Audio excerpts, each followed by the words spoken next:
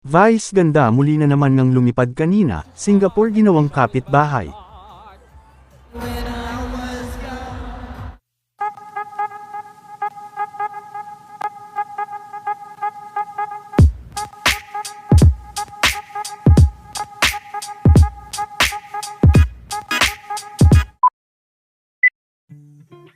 Matapos lang ang naging panunood ni Vice ganda ng concert ni Lady Gaga noong isang araw, ay talagang hindi pa rin nga ito magpapaawat dahil muli na naman itong nagbalik ng Singapore para muling panuorin ang concert ni Lady Gaga ngayong araw. Muli rin itong hindi nagpakabog at pinaghandaan nitong muli ang panibago nitong red outfit. Hirit ng mga fans na ginawa na umano ni Vice na kapitbahay ang Singapore.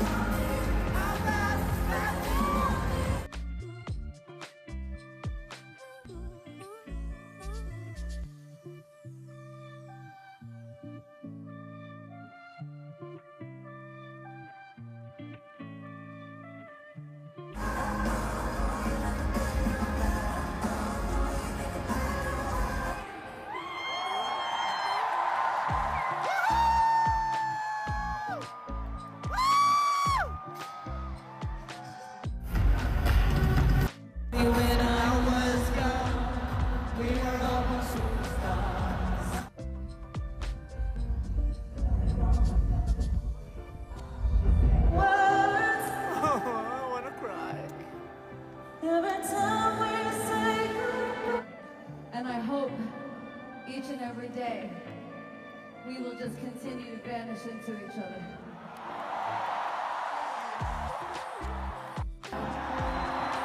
Samantala, dahil papalapit na nga ng papalapit, ang magiging kasalan nila Ryan Bang at ng fiancé nito, ay tila naman hika na nga sila Ryan Bang kasama ang nanay-nanayan nito na si Vice Ganda, kasama ang pamilya Visceral, at sila Nanay Rosario, kasama naman ang fiancé ni Ryan na si Paula ang buong pamilya nito.